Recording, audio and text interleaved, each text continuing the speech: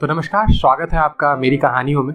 कुछ कहानियाँ ऐसी होती हैं जिन्हें कहना ज़रूरी होता है और धीरे धीरे करके हम हर रोज़ कुछ नई कहानियाँ आपके साथ साझा कर रहे हैं। आज हम कुछ ऐसी कहानी लेकर आए हैं जो शायद आपको बहुत सारी नई जानकारी भी देगी और आपको काफ़ी प्रभावित करेगी ये कहानी। तो हमारे साथ एक ऐसे शख्स है, एक ऐसे इंजीनियर है जिन्होंने कुछ अलग किया है। अक्सर इंजीनियरों के बारे में कहा जाता है कि वो हमेशा कुछ अलग करके दिखाते हैं। इन्होंने भी कुछ अलग शुरुआत की है और आज हम इनसे कुछ बात करेंगे और इनकी कहानी जानने की कोशिश करेंगे।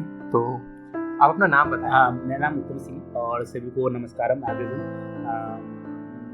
मेरा एक स्टार्टअप मैंने स्टार्ट किया था 2021 5 मई से, जिसका नाम नमस्कारम भारत है। नमस्कारम भारत मीन्स नमस्कारम एक संस्कृत वर्ड है और इसके साथ मैंने भारत को ऐड किया क्योंकि कहीं कि हर इंसान जो भारतीय होते हैं भारत से प्यार होता है, तो कहीं मुझे लग रहा था कि नमस्कारम अधूरा लग रहा था, तो इसलिए मैंने भारत ऐड किया और नमस्कारम भारत एक नाम बना। और ये नमस्कारम जो है इन्वायरमेंट पे वर्क करते हैं। एज आ स्टार्टअप मैंने स्टार्ट किया था, फिर उसके बाद हम लोग 6 मंथ के बाद ये शिफ्ट किए सोशल वर्क, और तब से फिर हमारा सोशल वर्क चल रहा है इन्वायरमेंट को लेकर। हमारा जो पूरा वर्क है वो सिर्फ सोशल इन्वायरमेंट को लेकर। तो मतलब बहुत ही यूनिक सा इन्होंने नाम बनाया और वो भी हमारे देश की संस्कृति से जुड़ा हुआ, और उसमें हमने इन्होंने भारत भी ऐड किया। और जिस तरह का काम कहते हैं ना, मिट्टी से जुड़ा हुआ ये काम है जहाँ पर इस प्रकृति को एक देन दे रहे हैं, जहाँ पर हर रोज़ पेड़ कट रहा है और ये एक ऐसा इनिशिएटिव कर रहे हैं जहाँ से वो लोगों के घरों तक पेड़ पहुँचाते हैं। और इस तरह के काम शायद आजकल की दुनिया में बहुत कम देखा जा रहा है। लोग अपने इंडस्ट्री को बैठाने के लिए हर तरफ पेड़ कटाव चल रहा है और आप बिल्कुल दूसरे दिशा में, और वो भी जिस जगह से आप आते हैं शायद आपके आसपास ये चीज़ें बहुत कम होती है। तो आपको इस चीज़ की कहते प्रेरणा कहाँ से मिली? देखिए, ये प्रेरणा कहीं ना कहीं होता है ना कि कुछ चीज़ें होती है आप प्लान नहीं करते, वो अचानक आता है। तो 2021 में क्या हुआ कि मैंने जॉब छोड़ दी थी। मैं एक जॉब कर रहा था, मैं जॉब छोड़कर फिर उसके बाद पटना शिफ्ट होता। और जब पटना शिफ्ट हुआ तो उसके साथ मेरे साथ बहुत सारी प्रॉब्लम्स क्रिएट हुई मनी की प्रॉब्लम। तो मुझे कहीं ना कहीं स्टार्टअप स्टार्ट करना था, तो मुझे समझ नहीं स्टार्टअप कहाँ स्टार्ट करूँ। तो कहीं ना कहीं अचानक ये दिमाग में आया क्यों ना स्टार्टअप स्टार्ट किया, तो प्लांट्स से स्टार्टअप किया। क्योंकि कहीं ना कहीं माइंड में ये था कि कभी भी कुछ भी करेंगे तो कहीं ना कहीं देश को जरूर लेकर चलेंगे, जो भी करेंगे सोसाइटी के लिए करेंगे। तो एक सोसाइटी को लेकर कुछ ना कुछ करना था और स्टार्टअप भी स्टार्ट करना था। पैसे भी चाहिए था और सोसाइटी के लिए काम भी करना था, और दोनों एक साथ करना कहीं ना कहीं टफ हो जाता है। तो मेरा एक विजन था कि लोग तक प्लांट्स पहुँचे और इजली पहुँचे। तो मैंने स्टार्टअप स्टार्ट किया था जिसमें हम लोगों ने पॉट के साथ प्लांट्स को लाकर लोगों तक प्रोवाइड किया, घरों तक। फिर ये कुछ दिन चला, 6 मंथ तक चला। फिर उसके बाद हम फिर उसका सोशल वर्क में टर्न लेते हैं, और फिर उसके बाद हमने अभी एक कैंपेन स्टार्ट किया प्लांट सर्वे का, तो काफ़ी ज़्यादा पॉपुलर हो रही है धीरे धीरे। इसमें एवरी कैंपेन में हम लोग 100 से ज़्यादा प्लांट्स लोगों तक पहुँचा रहे हैं। और ये पर डे कैंपेन, ये 40-50 डेज हो रहे हैं इस कैंपेन को स्टार्ट किए हुए, और काफ़ी अच्छा रिस्पांस है। पूरे पटना के लोगों ने सपोर्ट किया। नमस्कारम भारत सिर्फ एक सोच थी जिसको लोगों ने सपोर्ट किया, उनका साथ रहा, और हज़ारों लोगों की कहीं ना कहीं उनकी साथ की वजह से आज ये सपना सच हुआ है। और हम आगे इसी तरह वर्क करते रहेंगे इन्वायरमेंट को लेकर। और हमारा जो पूरा वर्क रहेगा वो ये रहेगा कि कहीं ना कहीं हम नेचर्स को कनेक्ट कर पाए अपने आप से, हमारी लाइफ से। यानी कि नेचर्स को कनेक्शन जो होता है और ह्यूमंस के भी जो कनेक्शन होता है वो एक कनेक्शन है, बट कहीं ना कहीं हम उसकी वैल्यू नहीं कर पा रहे हैं। क्योंकि जो चीज़ें कही जाती है, जो चीज़ें हमें फ्री मिल जाती हैं, फ्री ऑफ कॉस्ट, उसकी हम कदर नहीं करते हैं। तो नेचर्स हमें फ्री ऑफ कॉस्ट मिला है, उसकी हम कदर नहीं कर रहे। तो कहीं ना कहीं अब हमें टाइम आ गया इन्वायरमेंट को पे करने का। इन्वायरमेंट ने हमें बहुत कुछ दिया, अब हमें समय आ गया उसको रिटर्न करने का। तो इन्वायरमेंट को पे कैसे कर सकते हैं, रीजन कैसे, क्या क्या रीजन हो सकते, कैसे, मतलब कोई फैक्ट बताइए कैसे करें। हम लोग फैक्ट क्या है, आप प्लांट्स लगाइए, आप बर्ड्स एनिमल्स इस सारे को प्रिजर्व कीजिए। फिर उसके बाद डॉग्स, आप बहुत सारे इंडियंस डॉग देते हैं उसको प्रिजर्व कर दीजिए। क्लीनर ड्राइव हम कर रहे हैं, ड्राइवर क्लीनर ड्राइव, जिसमें गंगा सफाई अभियान जो कर रहे हैं। तो गंगा धीरे धीरे कहीं ना कहीं सूख रही है। आप देख रहे हो कि एक टाइम पे जो गंगा की जो लेंथ होगी वो काफ़ी ज़्यादा होगी। सिटी में आप देख लो कि एक समय कहा जाता था कि गंगा जो है थी वो गुरुद्वारे तक आती थी, बट अब सीमत के काफ़ी छोटी जा रही है। तो क्या रीजन क्या हिस्सा रहेगा, कहीं ना कहीं डिफोरेस्टेशन इसका रीजन।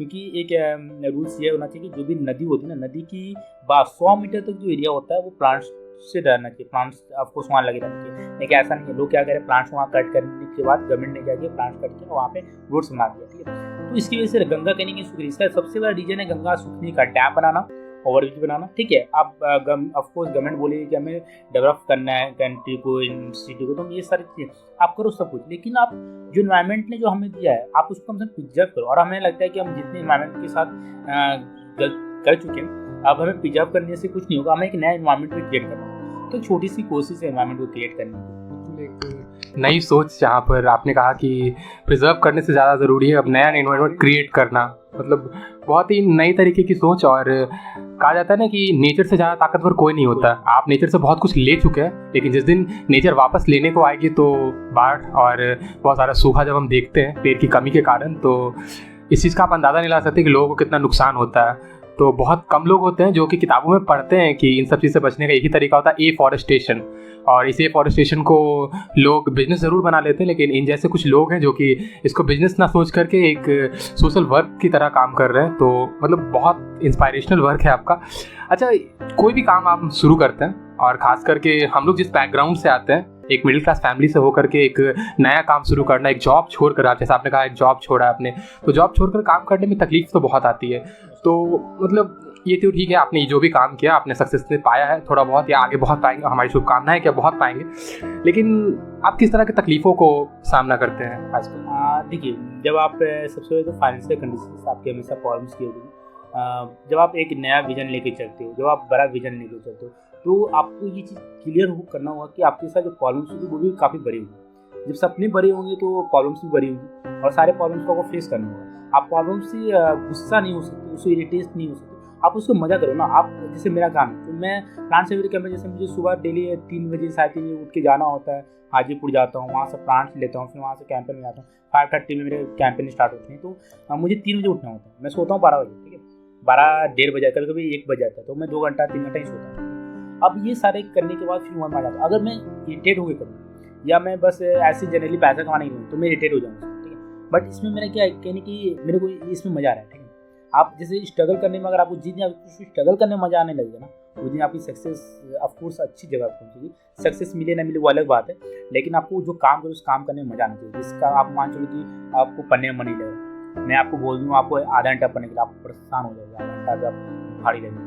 लेकिन मैं आपको बोलूँ कि आप लिखना स्टार्ट करो, कि आपको कहानी लिखनी है, तो आपको जब कहानी लिखने के लिए निकल जाएगा और मैं थकूंगा नहीं, बोलूँगा तो आप 2 घंटा 3 घंटा भी लिख दोगे। और आप 2 घंटा 3 घंटा लिखने में आप थकोगे नहीं, आप जब उठोगे तो बस वैसे ही फ्रेश रहोगे। तो बस वही है कि आपको जिस काम से मन लग गया ना, तो आप उसमें आप थकोगे नहीं, आप उसमें आपको उसमें परेशानियाँ नहीं दिखेंगी। परेशानियाँ तो आएंगी काफ़ी ज़्यादा, कभी कभी ऐसे होगी कि आप ऐसे कगार पाओगे जब आपको कुछ समझना नहीं जाएगा।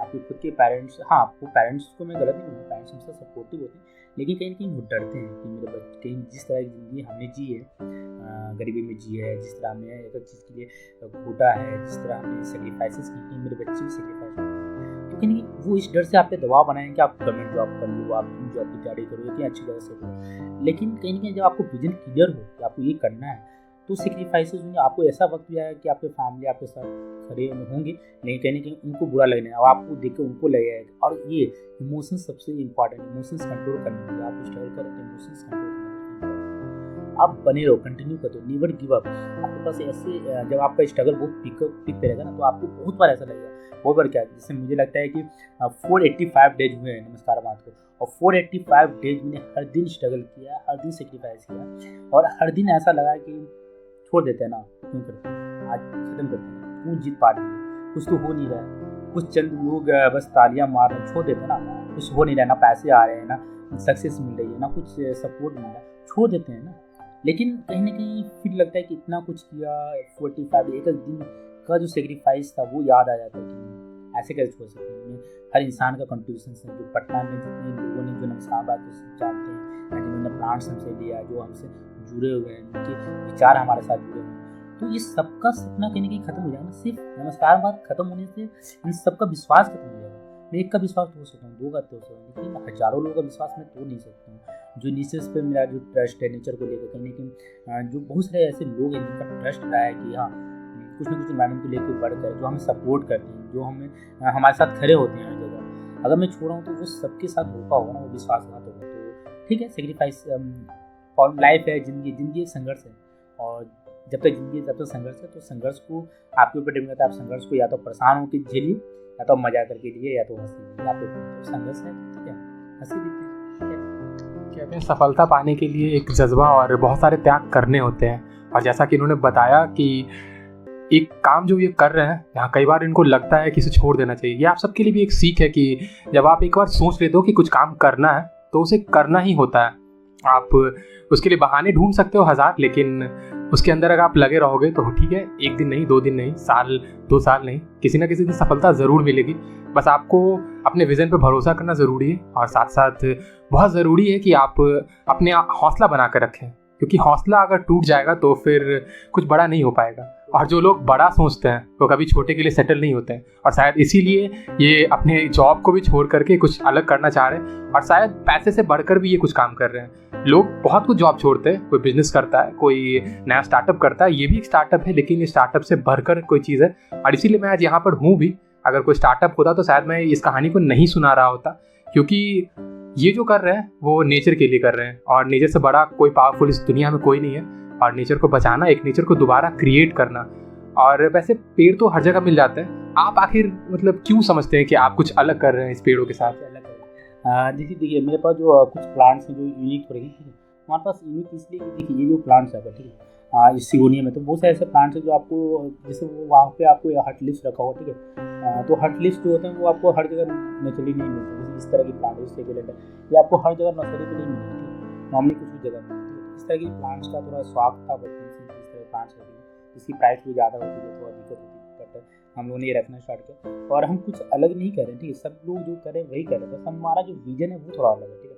जैसे हम प्लांट तो लोग तक पहुँचाएंगे, लोग तो प्लांट के साथ उनकी केयर पहुँचाते हैं, उनके घर तक पहुँचाते हैं, उनके साथ टाइम स्पेंड करते हैं, ठीक है। ऐसा नहीं कि मैंने किसी को प्लांट दे दिया और उसको छोड़ दिया, उनके साथ हम बातें करेंगे, ठीक है। और मैं चाहता हूँ कि जिनके पास जो भी हमारे जो प्लांट्स जो हम लेते हैं वो हमारे साथ जुड़े, वो हमारे साथ जाने कि आखिर प्लांट्स रखना क्यों इंपॉर्टेंट है, किस प्लांट की कैसे केयर करेंगे। वो प्लांट्स अगर मर रहा है तो वो हमें कॉल करेंगे, हमें मैसेज करें कि हमारा प्लांट्स मर रहा है, इस तरह के प्रॉब्लम्स हो रही है, हम उनको जाकर विजिट करेंगे। तो सिर्फ एक प्लांट देने के बाद सिर्फ एक हमारा ये जो कर्तव्य वो ख़त्म नहीं हो जाता है, उसी से जुड़े भी रहना हमारा सबसे इम्पॉर्टेंट चीज़। क्योंकि ऐसा नहीं कि हमने बस शो ऑफ कर दिया, पॉलिटिशियन तो हम नहीं है ना, ये ऐसा नहीं कि बस हमने 10 पेड़ लगा दिया, 10 पेड़ किसी को दे दिया और उसके बाद मैं फोटो क्लिक किया और हो गया काम। ऐसा तो करना नहीं, एक जेन्युइन वर्क करना। और मुझे लगा कि जब जेन्युइन वर्क करना तो आपको ग्राउंड लेवल पर वर्क करना होगा, ठीक है। हमारा कोई क्लाउड नर्सरी, आपको पता है हमारा क्लाउड नर्सरी कोई फिजिकल शॉप नहीं है, तो मैंने इंस्टा पेज से स्टार्ट की थी ये जर्नी, और ये जर्नी स्टार्ट हुई। फिर हमको लगा कहीं ना कहीं हम एक इंटरनेट की दुनिया में, कहीं ना कहीं सोशल मीडिया पे लिमिटेड हो गए, तो हमें लगा ग्राउंड पे जाना चाहिए, लोगों से बात करना चाहिए, रोज के बीच जाना चाहिए। तब मैंने स्टार्ट किया प्लांट सर्विस करते हैं, और जिसके थ्रू आपको पता है रोज पर हम जाते हैं 2 आवर्स 3 आवर्स हम मॉर्निंग का टाइम देते हैं पार्क के सामने, वहाँ पे हम लोग प्ले कार्ड लेके खड़े होते हैं, जिसमें लिखा था ऑक्सीजन की 10 रुपये, और इस तरह के कैंपेन हम चला है जिसमें हम लोगों से बात करते हैं, ठीक है। और मेरा कहना है कि हम लोग प्लांट अभी करें तो इसमें 30 से 50 एज के जो एजेस के जो लोग हैं बस वही कनेक्ट हो पा रहे हैं। कहने की एक जनरेशन जो हमारा जो जनरेशन है वो कहने की मुझसे छूट, एक एज ग्रुप जो है वो कहने की हमसे छूट जा रहा है इस कैंपेन के थ्रू। तो कहीं ना कहीं इसके लिए हमने किया है कि हमने स्कूल जाना स्टार्ट करेंगे, और स्कूल जाएंगे, वहाँ पे बच्चों लोग से बात करेंगे, उनको प्लांट्स के बारे में बताएंगे। और मुझे लगता है कि अगर इस स्कूल्स और कॉलेजेस के बच्चों को अगर हम कनेक्ट कर पाएँ एनवायरनमेंट से, तो एक बहुत बड़ा चीज़ है। क्योंकि जो 30-40 की एज के हैं तो उनको कहीं ना कहीं तो ठीक है वो कनेक्ट हैं, वो स्टार्टिंग से कनेक्ट है, थोड़े ठीक है, थोड़े से ज़्यादा नहीं, लेकिन वो इतना बड़ा इम्पैक्ट नहीं कर पाएंगे।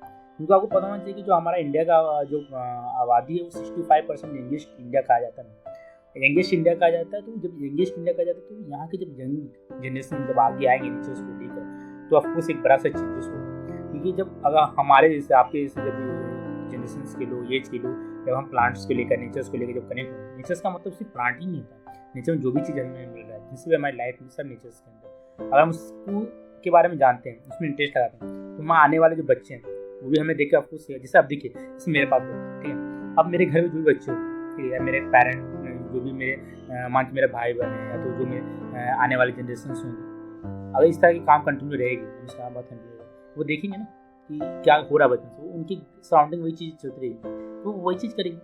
तो क्योंकि हमारे आसपास जो चीज़ होती है वही चीज़ हम सीखते हैं ना, कहते हैं ना कि माहौल से ही तो सब कुछ सीखते हैं। तो जैसा माहौल बनाएंगे, तो एक माहौल में बना रहा हूँ, ठीक है, एक जो होता है ना कि लोगों को पेड़ का नशा, इन्वायरमेंट का नशा, वो हाँ जैसे चाय का नशा होता है ना, आज कहते हैं चाय की नशा, हाँ चाय का नशा होता है, ठीक है, तो उसी तरह पेड़ पौधे का जो नशा होता है, जो इन्वायरमेंट का नशा, वो मैं लाना चाहता हूँ। एक्चुअली में जो सही नशा होना चाहिए वो होता है ताज़ी हवा का। जो ताज़ी हवा का नशा होता है ना, उससे बेहतर कोई नशा नहीं हो सकता। लोग गंगा किनारे जाते हैं क्यों? क्योंकि उन्हें एक अच्छी एटमॉस्फेयर मिलता है जहाँ पे वो मतलब अपने आप को, लाइफ को एंजॉय कर पाते हैं। तो अगर आपके घर के आसपास भी कुछ अच्छे पेड़ होंगे, कुछ अच्छी प्रकृति बनी रहेगी, तो वो मज़ा आप हर जगह ले पाओगे। और उसका नशा जिस दिन हो गया तो शायद हमारा आने वाला जनरेशन भी देख पाए। हम लोग को बहुत डर है ग्लोबल वार्मिंग का, और अगला जनरेशन पेड़ों को देख पाए, अगला जनरेशन अच्छी प्रकृति को देख पाए। इसके लिए बहुत ज़रूरी है कि इस तरह के और भी लोग आगे की ओर आएँ और कुछ ऐसे काम करें जो कि खुद के लाभ से हटकर हो। ये जो काम कर रहे हैं वो अपने लाभ से हट कर के हैं। अच्छा, आप ये जो काम कर रहे हैं, ठीक है, तो आपके परिवार का सपोर्ट किस तरह का रहता है इसमें? कहीं ना कहीं उनका, क्योंकि जब भी आप कोई काम करें वो भले ही चीज़ को सही मान लें नहीं मान लें, वो अलग अपना उसके पेरेंट्स माता पिता का अपना हक होता है, ठीक है, कि वो चाहते हैं कि आप सिक्योर लाइफ। और बिहार में जब सिक्योरिटी की बात आती है, गवर्नमेंट जॉब की बात आती है, और जब आप वो नहीं करो तो उनको एटलीस्ट एक प्राइवेट जॉब चाहिए होती है। अगर आप ये दोनों नहीं कर रहे हो, एक नया कुछ स्टार्ट करो जिसमें आप पैसे भी नहीं कमा रहे हो और पैसे खर्च कर रहे हो, कमाने ज़्यादा खर्च कर रहे हो, तो कहीं ना कहीं इसके अगेंस्ट। अच्छा, तो फिर आप कहीं ना कहीं से तो आप फंडिंग करते हो ना, ये जो पेड़ आप लेके आ रहे हो, कहीं ना कहीं से आप इंपोर्ट कर रहे हैं इसे, तो इसके लिए आप मतलब फंड कैसे जुटाते हैं?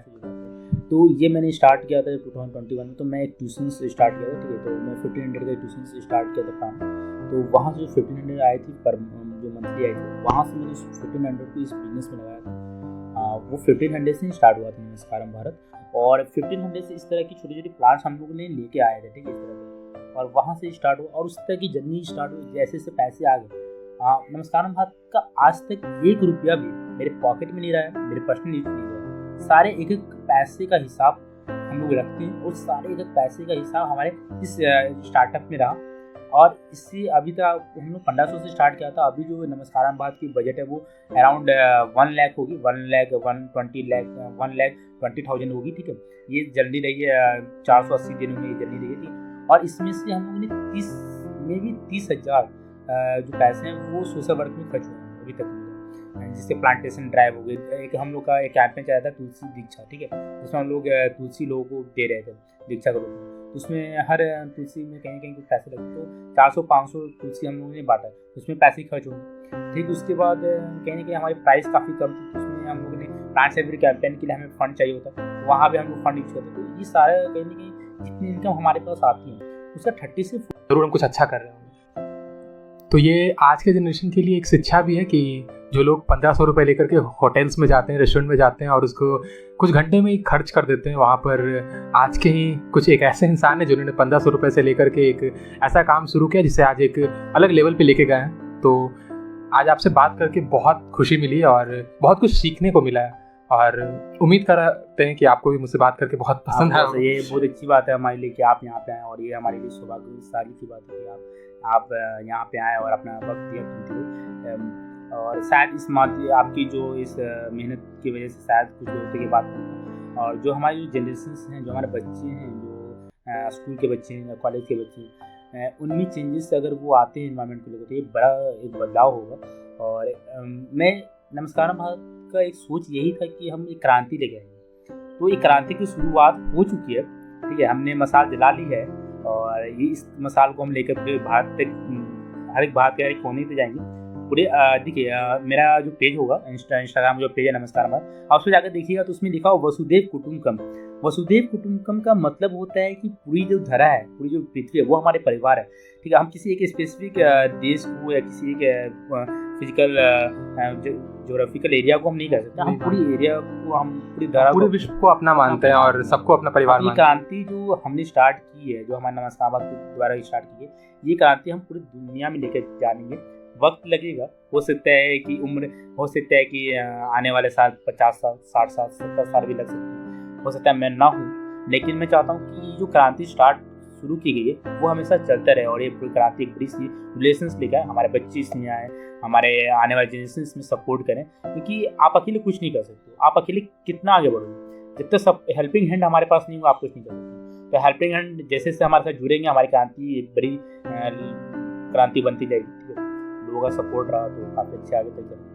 रुकेंगे तो नहीं, फिक्स है। हाँ, वक्त ऐसा आएगा जब लगे कि अब खत्म कर देना चाहिए, तो वक्त ऐसा लगेगा कि अब तो सब कुछ खत्म हो गया, लेकिन जब भी लगे कि खत्म हो चुका है, वहाँ से फिर एक नई शुरुआत की जाएगी, लेकिन रुकेगा नहीं ये क्रांति। तो एक बहुत ही खूबसूरत सा मैसेज इन्होंने दिया है कि अपनी प्रकृति से प्यार करें और अपनी प्रकृति के लिए लड़ें। और आजकल जनरेशन जो भी इस चीज़ को देख रहा है, इनको सुन रहा है, वो इनसे बहुत कुछ सीख सकता है। सिर्फ इस काम को लेकर के नहीं, अपने जीवन में चाहे जो भी काम करे उसमें इनके जैसा डेडिकेशन होना चाहिए। आपको बहुत तकलीफ़ों का सामना करना पड़ेगा, बहुत सारी चीज़ों को सेक्रीफाइस करना पड़ेगा, लेकिन अगर आप लगे रहेंगे, अपने विज़न पे भरोसा रखेंगे तो ज़रूर आप कुछ ना कुछ हासिल कर पाएंगे। और हमारी शुभकामनाएं इनके साथ बहुत हैं कि आप ज़रूर कुछ करके दिखाएं। और ये आते हैं हमारे ही शहर पटना सिटी से, और पटना सिटी से बहुत कम लोग बाहर निकल के कुछ करते हैं।